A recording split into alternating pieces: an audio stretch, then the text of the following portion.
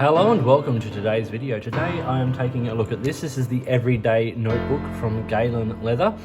This is the new version with the Cosmo Air Light paper. I wanted to I've reviewed a number of these everyday notebooks, the standard bound one and then the leather bound one. This is the standard bound. But I wanted to quickly show this particular version and how the paper reacts. I have looked at Cosmo Air Light paper in the past, so this is a bit of a combination of all of that. This is how the notebook comes packaged. I think it's a really beautiful way of presenting a notebook. It's got a magnetic flap on there, and then if we look at the inside, it says there, the Galen Leather brand of stationery, celebrated for quality and ingenuity. I think it's really nice. I really enjoyed all of this packaging. And then we get the few bits and pieces in there. This is, as I said, the standard bound version. So it's just like the cardboard thermal bound version. It also comes with a few bits and pieces, which I'll talk about in just a second. But we've got a grid guide sheet, which has a 5mm and a 10mm or 1 centimeter grid. And then we've got a line sheet, which has, once again, 10mm and 7mm, which this is kind of like my preferred, the 7mm lined. I think that's nice. And then this is the blotter sheet. It's leather. It is made to both cushion your writing from the page behind, so you're writing on this as a surface, but also as an ink blotter for drying the ink if you need that. This is the notebook itself. As I said, it's sort of the thermal sort of binding. You can see there, it's sewn in little signatures. Got the same color, like burgundy red end pages. And then this beautiful Cosmo Air Light paper. Now, this is blank. It's got rounded corners. These are the basics of it. So we'll flip back to the back here where I've done a little page of bits and pieces. So, made in Turkey. Galen Leather is a Turkish company. They make wonderful leather products and notebooks and things like that. This is one of theirs. Their everyday notebooks in the past have used Tomo River paper.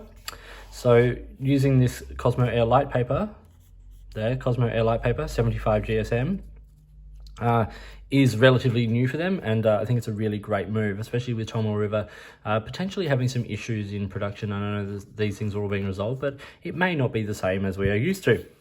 Few bits of information. So this has 288 pages. It's A5, which is 145 by 210mm or 5.7 by 8.26 inches. It retails for 25 US or around the 34, that should be AUD, Australian dollars. And it has features like it lays flat, which is always a good test to put a notebook through. And as you can see, when you open it up, like you push it down and basically more or less it lays flat. A lot of that is because of that thermal sort of style binding, and this is the way I found all of these notebooks to be. You can see if you look at the back, it's got a little bit of information there as well, which is very very handy. Okay, back to this page. I've also said here it includes a grid and line guides and a blotter. Now this is as I said, this is the lined one. Now you can see it through the page. It's their design, so like when you're writing, you can see the lines and stay writing on straight lines. This is slightly heavier paper and thicker paper than the Tomo River paper that they've used in the past. So these guide sheets, you can still see them, you just don't see them as sort of easily. Yeah, just something to be aware of if you're used to using them with Tomo River paper. Now, I've done a bunch of writing samples and things on this page here. So I've got Bay State Blue, which is the Noodler's ink. It's a very problematic ink on a lot of papers. This is in a Jinhao Fine nib. It writes relatively wet. It's a bulletproof ink, so it does that, but it also sort of really can eat through a lot of paper. I sort of use it to test most paper. Lamy Blue in a Lamy Safari Extra Fine. Robert Oster Verde de Rio in a Twisby Diamond 580. In a medium. Standard Bindery, which is an Australian company that now no longer exists. Their ink Old Friend in a Gravitas Entry medium. Now that ink is it's quite saturated, it's quite wet, and while being safe to use in pens and safe on a lot of paper, can sometimes pull paper up a little bit. I've used a Retro 51 rollerball, a Pilot G2 in the Hunter Green, a Bic ballpoint, a highlighter, a Tombow Mono 2B pencil, which I've done a scribble with and then erased, just with a light erase. You can see it does erase fairly well. This is smooth paper. Like, it's I don't know if it's technically considered a coated paper, but it is very, very smooth, very high weave, and a lot of that allows for some of the results from certain inks and things on this paper. And I've put a Sharpie here as well. Then just at the bottom here, I've done one of the Mikador watercolors in the blue, Diamine Colt Pens ink Michael, which is a lovely dark blue with a bit of red copper sheen, which you can see there. And then Monteverde's California Teal, which is obviously a teal that sheens very, very red and you get big, big hits of that red. So they were to test some of the sheening, but also the, you know, how much comes through the paper. So as I said, this is very high weave. This is all written with the Lamy Blue in the Safari Extra Fine, and you can see there's sheen on that. So we're getting quite a lot of sheen from the writing, which is really nice thing to see. It's not just where we're sort of having big pools of ink that we're going to get sheen. With the right ink and the right pen, this paper will allow for that, because it is a very smooth paper, and because it is high weave, the ink sits on the top, and that's what allows, one of the things that allows for sheen and shade. So shade is where the ink pools, and you can see, once again, if you look up close at the writing, you can see that there is shading there because it has pooled, but also we get a lot of sheen from that as well, which is really very, very nice. So how does it respond on the back? Well, as you can see, not a lot has really come through, including the Sharpie. Now you can see these things through, there is ghosting, but nothing has really bled through. It's trying to bleed through here where we've put down a large amount of ink in that sort of swab there, but really nothing has come through, and that's a really, really fabulous thing to see. So it holds tight with very little feathering or no feathering.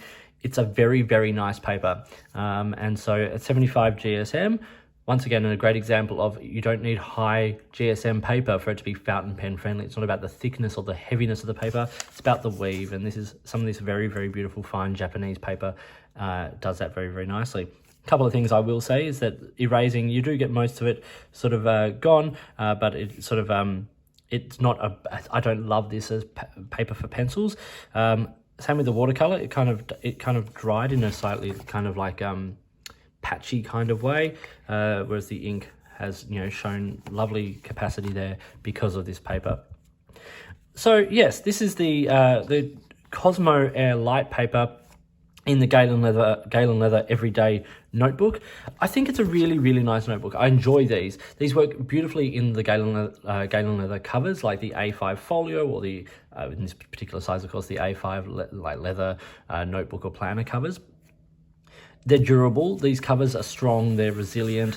It's not strictly cardboard, I suppose. I don't exactly know what that cover is, but it's like it's got some texture to it, and it's strong. It's resilient. The binding is resilient.